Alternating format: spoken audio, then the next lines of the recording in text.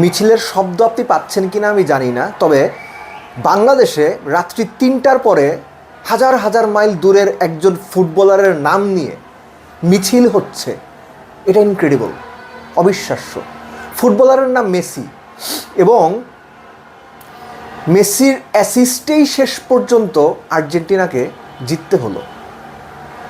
England বলেছিলাম না, England তো সেমিফাইনাল থেকে বাদ পড়ে ভাই। নেশনস লিগে বাদ পড়ছে, ইউরোতে বাদ পড়ছে, 2018 বিশ্বকাপে বাদ পড়ছে, 1990 বিশ্বকাপে বাদ পড়ছে, 1990 ইউরোতে বাদ পড়ছে। আর কত শুনবেন? আর্জেন্টিনা ম্যাচ বের করে আনতে পারে, উইং ব্যবহার করে না, শুধু মাঝখান দিয়ে খেলে। সব ঠিক আছে ভাই, ম্যাচ তো জিতছে। This is Argentina for you. এবং এই আর্জেন্টিনা যখন দরকার তখন যেভাবে প্রয়োজন ঠিক সেভাবেই গিয়ারটা চেঞ্জ করে, গাড়ির মতো। ফার্স্ট, সেকেন্ড, থার্ড, ফোর্থ, আরও বেশি থাকলে আরও বেশি।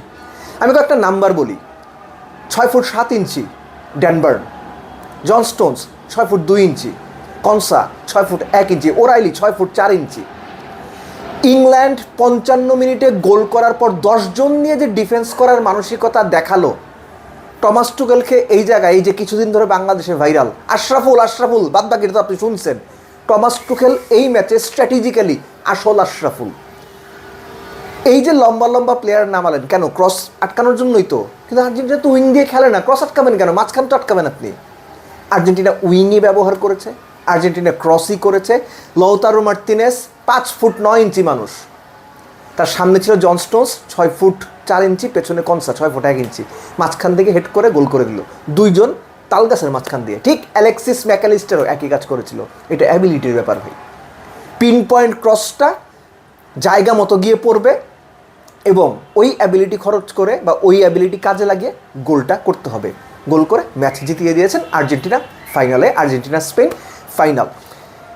আমি 55 মিনিটের পর ডিফেন্সিভ স্ট্র্যাটেজির কথা বলছিলাম ইংল্যান্ডের। ভুল স্ট্র্যাটেজি, খুবই ভুল স্ট্র্যাটেজি। কেননা আপনারা দেখেছেন এই দলটা 2 গোলে পিছিয়ে থেকে ম্যাচ জেতে। আপনারা দেখেছেন এই দলটা 2 গোল বারবার সমতায় ফেরার পরও ম্যাচ জেতে। আপনারা দেখেছেন এই দলটা সবশেষ ম্যাচটাও অলমোস্ট একই ফ্যাশনে জিতেছে। সো আপনি আইডিয়ালি প্রায় 35-40 মিনিট আর্জেন্টিনাকে 10 জন নিয়ে ডিফেন্ড করে আটকে রাখবেন, এটা কেন চিন্তা করলেন আমি জানি না। I do feel sorry for the English players. ভুল স্ট্র্যাটেজি তাদের ম্যাচ হারার কারণ। ইংল্যান্ড প্লেড রিয়েলি ওয়েল, কিন্তু আর্জেন্টিনা যখন প্রয়োজন, আবারও বলছি, ঠিকঠাক কাজটা করে দিয়েছে। এবং ম্যাচের যে সমতায় ফেরানো গোলটা 1-1 এনজো ফার্নান্দেস, আমার মনে পড়ে 2018 বিশ্বকাপে রাশিয়াতে ফ্রান্সের বিপক্ষে angle Di Maria almost similar জায়গা থেকে গোল করেছিলেন, অলমোস্ট সিমিলার টাইপে। আপনার এনজোরটা ছিল হচ্ছে একটু ডান দিক থেকে, আর ডি মারিয়াটা ছিল বাম দিক থেকে। এই যে গোলটা, এই গোলটা যখন হয়ে গেল কত 85 মিনিটে, এই গোলটা যখন হয়ে গেল না, তখন এই ম্যাচে একটা দলই জেতার জন্য ফেভারিট, এবং সেটা টাই ব্রেকারে না গিয়ে দ্যাট ওয়াজ আর্জেন্টিনা। এবং ওই জায়গাতে ইংল্যান্ড ট্রিকটা মিস করে গেছে, হেভিলি মিস করে গেছে। আর এর আগে পরে যদি আমরা বলি, এই যে ক্রস করার যে ব্যাপারটা, আর্জেন্টিনা জানে যে সব লম্বা ডিফেন্ডাররা ইংল্যান্ডের বক্সটা সামলাবেন বা রক্ষা করবেন, তারপরে তারা ক্রস করার ওই ক্যালকুলেটিভ রিস্কটা নিয়েছে। অ্যালেক্সিস ম্যাকালিস্টার একটা বারে মেরেছে, আরেকটা বারে মেরেছে সেটা শ্যুট করে। নিকো গঞ্জালেস দুর্দান্ত একটা হেড করেছিলেন, পিকফোর্ড দুর্দান্ত, আরও দুর্দান্ত সেভ করেছেন। সো আর্জেন্টিনা গোলটা খাবার পর তাদের যে মোটিভ ছিল দ্যাট ওয়াজ প্রিটি ক্লিয়ার। ভাই আমি ডিফেন্স উঠাই ফেলবো, আমি পারাদেসরে উঠাই ফেলবো, আমি নিকোরে লেফট উইংয়ে খেলাবো, আমি ইংল্যান্ডের ডিফেন্স তছনছ করে উইং থেকেই অ্যাটাক করে, যেটাতে বলা হচ্ছিল আর্জেন্টিনার সবচেয়ে দুর্বলতার জায়গা, সেটা ব্যবহার করেই গোল করার চেষ্টা করবো। আর্জেন্টিনা ঠিক সেটাই করেছে, জয়সূচক গোলটা সেভাবেই এসেছে।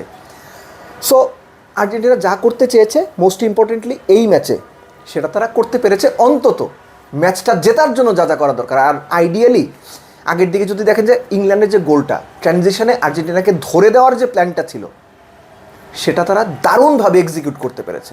এবং এখানে আমি দায় দেবো অবশ্যই নহুয়েল মলিনার।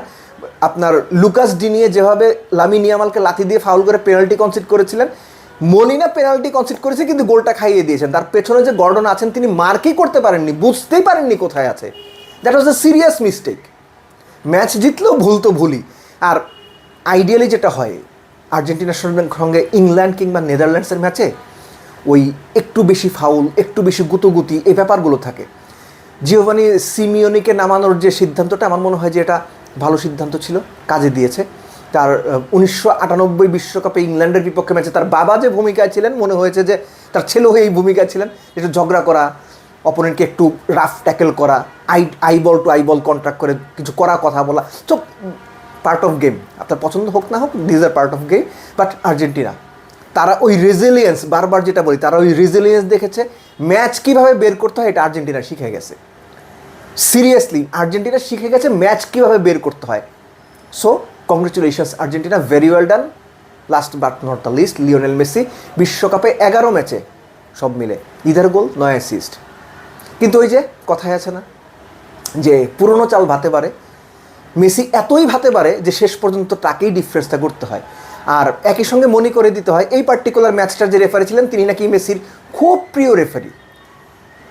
সো এই ম্যাচে কি তর্ক করার কিংবা এই ম্যাচে পার্টিকুলারলি যদি এরকম মনে করা হয় যে কন্ট্রোভার্সি করার কিছু আছে, সেটা কি খুঁজে পাওয়া যাচ্ছে?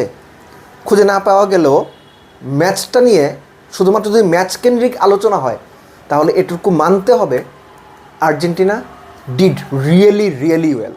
কেননা ইংল্যান্ডের বিপক্ষে ইংল্যান্ডের ভুল স্ট্র্যাটেজির পরও ম্যাচটা বের করাটা খুব খুব ডিফিকাল্ট ছিল। এখন the ultimate match, Spain versus Argentina, K favourite? আপনাদের কি মনে হয় কারা জিতবে? মেসি থাকলে আর্জেন্টিনার চান্সটা সবসময়ই থাকবে।